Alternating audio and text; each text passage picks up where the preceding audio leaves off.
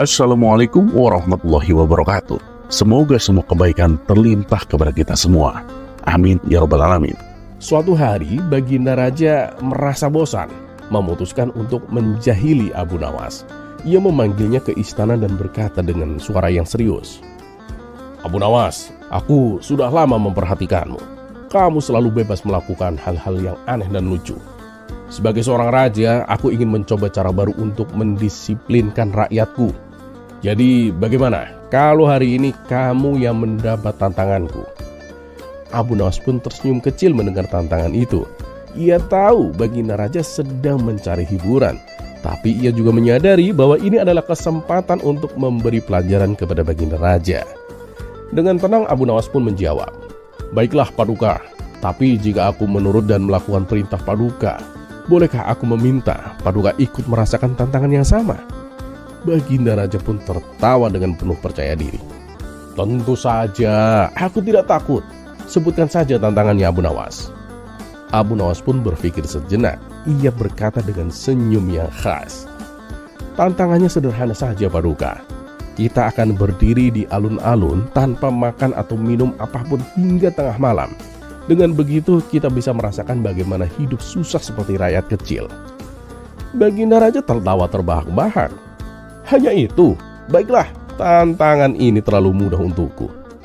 Namun diam-diam para menteri merasa resah. Salah seorang dari mereka mendekati Baginda Raja dan berbisik, "Paduka, saya khawatir ini jebakan Abu Nawas Paduka. Dia pasti punya rencana di balik tantangan ini." Baginda Raja hanya melambaikan tangan dengan santai. "Tenanglah, aku ini raja. Apa yang bisa dilakukan seorang rakyat biasa seperti Abu Nawas?" Dan ketika sore tiba, Baginda Raja dan Abu Nawas berdiri di alun-alun.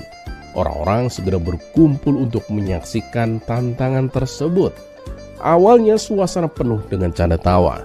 Baginda Raja berdiri dengan penuh percaya diri, sementara Abu Nawas berpura-pura terlihat gelisah. Ia sesekali menghela nafas panjang, membuat orang-orang mulai bergumam, "Lihatlah Abu Nawas, dia pasti menyerah lebih dulu." Namun ketika malam mulai larut, wajah Baginda Raja mulai berubah. Perutnya keroncongan dan ia mulai kehilangan tenaganya. Sementara itu Abu Nawas tetap berdiri dengan tenang. Sesekali ia malah berbicara kepada orang-orang. "Betapa beratnya hidup rakyat kecil yang harus menahan lapar setiap hari.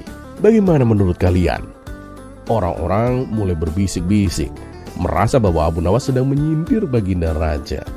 Baginda Raja yang mulai kehilangan kesabaran melirik ke Abu Nawas dan berkata, "Abu Nawas, kamu ini terbuat dari apa? Kamu tidak terlihat lelah sama sekali." Abu Nawas pun tersenyum kecil. "Paduka yang mulia, ini hanyalah kebiasaan rakyat kecil. Kami sering menahan lapar dan haus karena tidak punya pilihan. Tapi jika Paduka merasa tidak kuat, Paduka boleh menyerah." Baginda Raja pun mendengus kesal.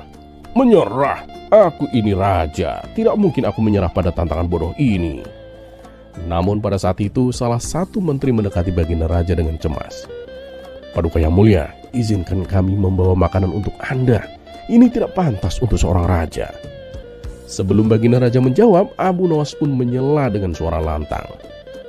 "Tunggu dulu Tuan Menteri, jika Baginda makan sekarang, bukankah itu berarti Baginda tidak adil kepada rakyat yang sering lapar karena tidak mampu membeli makanan?" Orang-orang yang berkumpul mulai bertepuk tangan dan berseru, "Wah, benar itu. Baginda Raja harus bertahan seperti kami." Baginda Raja pun merasa malu, tapi ia tidak ingin terlihat lemah di depan rakyatnya. Ia pun berkata, "Baiklah, aku akan bertahan." Namun Abu Nawas tidak berhenti sampai di situ. Ia mulai berakting lebih dramatis. Ia duduk di tanah, memegangi perutnya dan berkata dengan keras-keras, "Astagfirullah, tantangan ini sungguh kejam. Paduka, bagaimana rakyat biasa bisa hidup seperti ini setiap hari? Aku benar-benar tidak kuat lagi Paduka."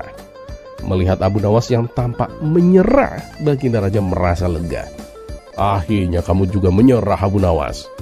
Namun Abu Nawas bangkit kembali dengan senyum yang khasnya. "Oh tidak Paduka, aku hanya ingin Paduka tahu betapa beratnya hidup tanpa kepastian makanan dan betapa mengerikannya jika seorang raja tidak peduli pada rakyatnya." Baginda Raja hanya terdiam. Ia menyadari bahwa ia telah masuk ke dalam jebakan Abu Nawas. Ketika tengah malam tiba, Abu Nawas berdiri dan berkata, "Paduka, tantangan ini selesai Paduka. Sekarang Paduka tahu bagaimana rasanya menjadi rakyat kecil. Dan sekarang Paduka bisa kembali ke istana." Namun sebelum pergi, Abu Nawas pun menambahkan dengan nada yang tajam, "Paduka yang mulia, jika tantangan sesingkat ini saja terasa berat, bagaimana dengan rakyat yang harus hidup seperti ini setiap hari? Mungkin Paduka bisa memikirkan cara untuk membuat hidup mereka lebih baik Paduka." Orang-orang bersorak mendengar ucapan Abu Nawas itu. Baginda Raja yang merasa malu sekaligus tersentuh berjanji kepada dirinya sendiri untuk lebih memahami kesusahan rakyatnya. Dan sejak saat itu Baginda Raja menjadi lebih bijaksana dan berhati-hati dalam mengambil keputusan. Dan tentu saja ia berpikir dua kali sebelum mencoba menjahili Abu Nawas kembali.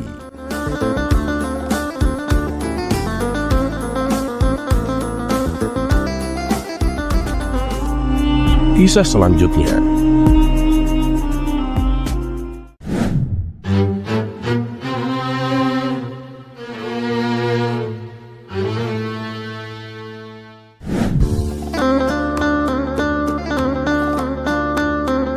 Suatu hari, di kota Abu Nawas tinggal, ada seorang rentenir yang sangat terkenal. Dia suka memberikan pinjaman dengan bunga yang sangat tinggi dan sering memeras rakyat kecil yang kesulitan. Orang-orang di kota tersebut sangat takut dan benci kepadanya, tapi mereka tak berani melawan karena rentenir ini punya banyak pengaruh. Mendengar keluhan dari banyak orang, Abu Nawas memutuskan untuk bertindak. Namun seperti biasa, dia tidak akan berhadapan langsung dengan rentenir itu. Dia lebih suka menggunakan cara cerdik dan humor untuk mengajarkan pelajaran penting. Suatu pagi, Abu Nawas berjalan melewati rumah rentenir dengan membawa sekeranjang besar uang koin. Ia sengaja berjalan mondar-mandir di depan rumah rentenir sambil menghitung uangnya dengan suara keras agar si rentenir memperhatikannya. Dan benar saja, rentenir yang curiga segera keluar dan kemudian bertanya, "Wahai Abu Nawas, dari mana kau mendapatkan uang sebanyak itu?" Abu Nawas pun dengan santai menjawab, "Oh ini, aku sedang menjalankan usaha baru." Rentenir itu pun penasaran. "Usaha baru? Usaha apa kamu?" Abu Nawas pun menatap rentenir dengan mata penuh keisengan. "Aku sekarang menjadi penjual bayangan, Tuan." Rentenir itu pun terkejut dan tak mengerti maksud dari Abu Nawas. "Menjual bayangan? Apa maksudmu?" Abu Nawas pun tersenyum dengan penuh misteri. "Ya, aku menawarkan bayangan untuk disewakan kepada orang-orang yang membutuhkan tempat berlindung dari panas matahari. Bayangan pohon, bayangan rumah, bahkan bayangan diriku sendiri jika perlu." Rentenir itu pun tertawa keras, merasa Abu Nawas sedang membual. "Kamu benar-benar aneh Abu Nawas. Siapa yang mau menyewa bayangan? Gak masuk akal kamu." Abu Nawas pun langsung menyahut dengan cepat. "Tapi ada loh Tuan yang lebih aneh dan lebih gak masuk akal lagi. Yaitu ada orang yang memberikan pinjaman dengan bunga tinggi kepada orang miskin, padahal dia tahu mereka tidak akan pernah bisa membayarnya. Nah, kalau bayangan, setidaknya bayangan bisa melindungi dari panas, sementara bunga yang orang itu minta justru membakar hidup mereka." Rentenir itu terdiam sejenak, mulutnya terbuka tapi tak ada kata yang keluar. Abu Nawas pun melanjutkan dengan suara yang lebih serius, "Tuan, apakah kamu tidak sadar bahwa tindakanmu seperti menjual bayangan? Kamu memberikan sesuatu yang tak nyata, harapan palsu, lalu mengambil keuntungan besar dari penderitaan orang lain. Kamu membuat mereka jatuh lebih dalam ke dalam kesulitan hanya demi keuntunganmu sendiri, Tuan." Rentenir itu pun mulai merasa tak nyaman, tapi Abu Nawas belum selesai. "Bayangan yang kubicarakan hanyalah lelucon, tapi bayangan yang kau ciptakan adalah bayangan gelap bagi orang-orang di kota ini. Setiap hari kau meminjamkan uang dengan janji palsu, lalu kau menarik bunga yang mencekik mereka, yang pada akhirnya mereka tidak mendapatkan apapun kecuali lebih banyak hutang dan kesengsaraan." Orang-orang yang mendengar percakapan itu pun mulai berkumpul, menyaksikan dengan penuh perhatian. Rentenir itu pun merasa malu di hadapan orang banyak, tapi dia tak tahu bagaimana membalas kata-kata Abu Nawas yang tajam namun mengena. Akhirnya dengan suara rendah rentenir itu berkata, "Abu Nawas, aku tidak pernah berpikir seperti itu. Ya, kamu memang benar Abu Nawas. Aku telah membuat hidup orang lain lebih sulit. Aku akan berhenti melakukan hal itu, Abu Nawas. Abu Nawas pun tersenyum dan berkata, "Ingatlah Tuan, uang adalah alat untuk membantu, bukan untuk menjerat. Jika kamu ingin menjadi orang yang benar-benar kaya, berbagilah dengan kebaikan, bukan dengan mengambil dari kesusahan orang lain, Tuan." Rentenir itu pun pergi dengan kepala tertunduk, sementara orang-orang bersorak memuji kebijaksanaan Abu Nawas. Dan sejak hari itu, si rentenir berhenti memeras orang dengan bunga yang tinggi, dan Abu Nawas kembali menjadi pahlawan kota, tidak dengan kekuatan, tapi dengan kecerdikan dan kebijaksanaan.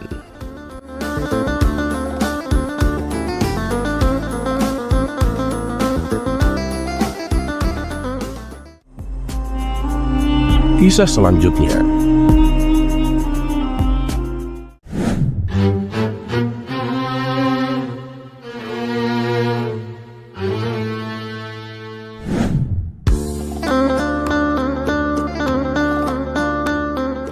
Abu Nawas terkenal sebagai seorang sufi yang penuh canda tawa. Di samping ilmu agamanya yang memang lebih tinggi daripada orang pada umumnya, sehingga ia disebut sebagai ulama, ia juga tak jarang memberikan candaan-candaan kepada kawan-kawannya. Bahkan Abu Nawas mendapat tugas khusus dari Baginda Raja Harun ar-Rasyid untuk menjadi penghibur dirinya dengan cerita-cerita konyolnya. Tapi juga bukan hanya sekali dua kali, candaan Abu Nawas yang berlebihan dan kelewat batas, sehingga membuat beberapa orang, khususnya ulama, tidak sejalan dengan Abu Nawas. Setelah sebelumnya Abu Nawas diajari tentang etika oleh seorang ulama sufi, yaitu bagaimana seharusnya seseorang berbicara agar tidak menyakiti lawan bicaranya. Ini Abu Nawas juga membuat seorang petapa suci gregetan. Ia ingin menyadarkan Abu Nawas akan tingkah konyolnya. Menurutnya, apa yang dilakukan Abu Nawas tidaklah mencerminkan manusia yang memiliki etika moral kesopanan. Dia juga ingin menunjukkan bahwa keyakinan yang dianutnya selalu mengedepankan etika norma kesopanan. Tujuan si petapa suci melakukan hal itu tidak lain dan tidak bukan supaya Abu Nawas tertarik dan mengikuti keyakinannya. Maka berangkatlah si petapa suci itu ke rumah Abu Nawas. Dan sesampainya di sana, ia langsung mengetuk pintu rumahnya. Ketika Abu Nawas membukakan pintu, ia terkejut melihat seorang petapa suci datang berkunjung. Lalu Abu Nawas mempersilahkan masuk dan menanyakan maksud tujuan kedatangannya. Si petapa suci secara terang-terangan mengatakan bahwa dirinya ingin mengajari Abu Nawas tentang etika norma sopan santun dalam bermasyarakat. "Wahai Abu Nawas, di dalam agamaku penuh dengan cinta kasih. Dan memuliakan orang lain adalah suatu keharusan," kata petapa suci. "Begini Tuan, meskipun Anda itu seorang non-muslim, tapi saya tetap akan menghormati keyakinan Anda. Dan saya juga tetap akan memuliakan Anda sebagai tamu saya," balas Abu Nawas. Rupanya di sepanjang obrolannya, si petapa suci tak henti-hentinya mendoktrin Abu Nawas untuk ikut ke dalam keyakinannya. Melihat gelagat yang seperti itu, Abu Nawas malah menggunakan kesempatan tersebut untuk mengerjai si petapa suci, tentunya dengan cara yang konyol. "Oh iya Tuan, bagaimana kalau kita makan dulu?" tawar Abu Nawas. "Wah, ide bagus itu. Kebetulan aku juga sudah lapar," balas petapa suci. Abu Nawas selalu membawakan 2 piring kosong dan 1 nampan yang berisi 2 daging, di mana kedua daging tersebut yang satu berukuran kecil dan satunya lagi berukuran besar. Kemudian Abu Nawas memberikan piring kosong untuk petapa suci dan untuk dirinya. Setelah itu, Abu Nawas mengambilkan daging kecil ditaruh di piringnya si petapa suci, sedangkan untuk dirinya adalah daging yang besar. "Bukan begitu cara yang benar Abu Nawas, itu nggak sopan dan nggak beretika," tutur si petapa suci. "Loh, berarti caraku ini salah?" tanya Abu Nawas berpura-pura. "Iya Abu Nawas, salah itu. Nah, makanya tujuanku ke sini untuk mengajarimu bagaimana cara yang benar menghormati seorang tamu. Jawab si pertapa suci. Memang gimana caranya Tuan? Apa yang akan Tuan lakukan jika Tuan menjadi saya? Tanya Abu Nawas. Begini caranya Abu Nawas. Pertama, aku akan mengambilkan daging yang besar untukmu, kata si pertapa suci. Abu Nawas pun mengambil daging besar dan ditaruh di piringnya sendiri. Lalu aku akan mengambil daging yang kecil untuk diriku sendiri, kata si pertapa suci melanjutkan. Abu Nawas juga mengambil daging yang kecil dan menaruhnya di piringnya si pertapa suci. Oh, jadi begini. Ayo Tuan, silakan dimakan, ucap Abu Nawas sambil menyodorkan. Sementara Abu Nawas langsung memakan daging besar yang berada di piringnya, si pertapa suci terpaksa hanya mendapatkan daging kecil untuk dimakannya. Dan setelah selesai makan, Abu Nawas berkata, "Kok sepertinya ada yang aneh ya Tuan? Bukankah tadi hasilnya sama saja dengan yang aku lakukan di awal?" Celetuk Abu Nawas. Menyadari dirinya masuk perangkap Abu Nawas, si pertapa suci itu hanya bisa diam, tak mengatakan sepatah kata pun. Tak berapa lama, Abu Nawas kembali berkata, "Oh iya Tuan, apakah Anda tahu etikanya makan?" Tanya Abu Nawas. "Oh, itu sangat mudah. Pertama, tentu aku akan memanjatkan syukur atas rizki yang aku dapatkan. Nah, setelah itu, aku memakannya dengan perlahan dan mengunyahnya dengan mulut tertutup," jawab si pertapa suci. "Waduh, yang Anda lakukan itu salah Tuan," balas Abu Nawas. "Loh, salah kenapa? Itu kan sudah sesuai etika dan norma cara menghormati sebuah makanan," ujar si pertapa suci tak terima. "Jelas saja itu salah Tuan. Harusnya Anda teliti dulu apakah makanan yang Anda dapatkan itu dari cara yang halal atau cara yang haram. Bila Tuan memakan makanan yang haram, dengan 1000 adab sekalipun, itu tidak akan memberikan manfaat sama sekali. Makanan haram justru hanya akan menyebabkan hati menjadi hitam," jelas Abu Nawas. Merasa dirinya dipermainkan Abu Nawas, si pertapa suci akhirnya pamit pulang dan pergi meninggalkan rumah Abu Nawas.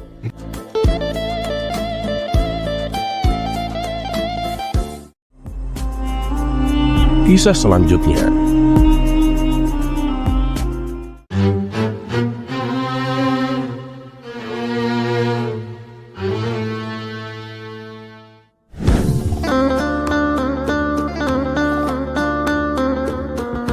Kisah kecerdikan Abu Nawas kali ini bermula ketika suatu kali Tuan Hamid baru saja membeli kuda yang unik, di mana kuda tersebut mempunyai tanduk di kepalanya.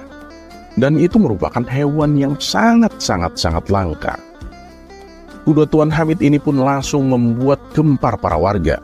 Mereka pun penasaran dan ingin melihatnya, termasuk Abu Nawas sendiri. Kemudian mereka berbondong-bondong mendatangi rumah Tuan Hamid. "Wah, kudanya unik sekali." "Iya bener, unik. Kok ada ya kuda punya tanduk begitu?" kata para warga memujinya. Lalu Abu Nawas menawar kuda itu dengan harga 100 dinar. Harga tersebut terbilang sangat tinggi, karena biasanya seekor kuda dihargai cuma 5 dinar.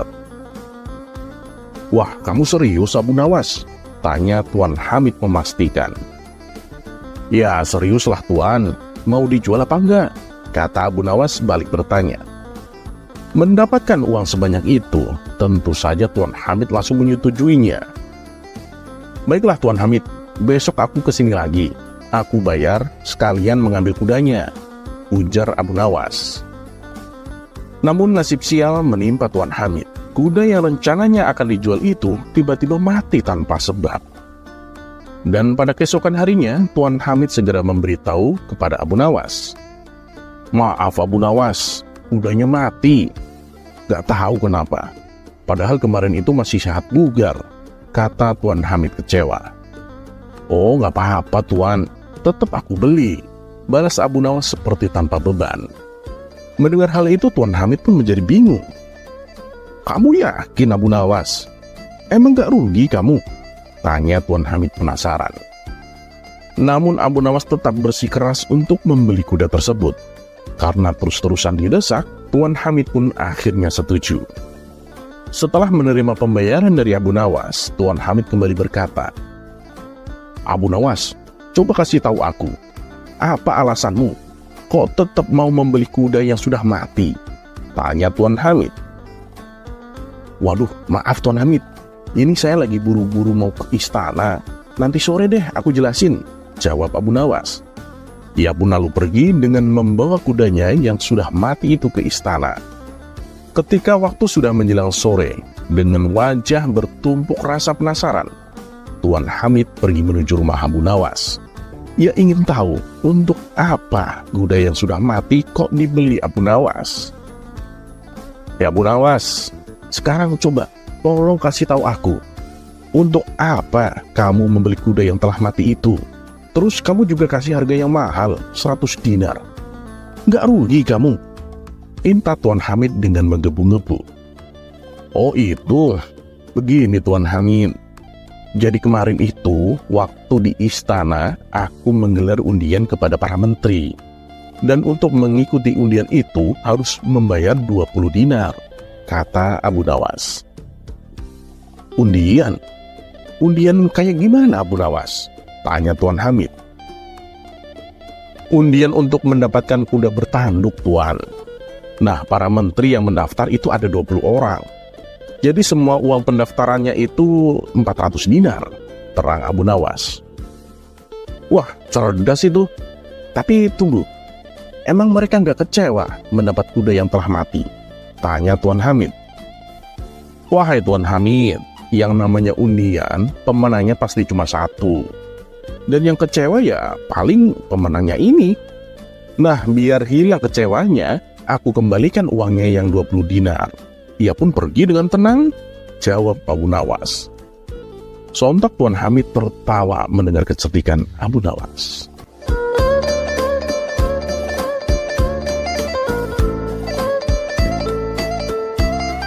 Terlepas apakah cerita ini adalah cerita fiksi atau kenyataan, teruslah berbuat kebaikan.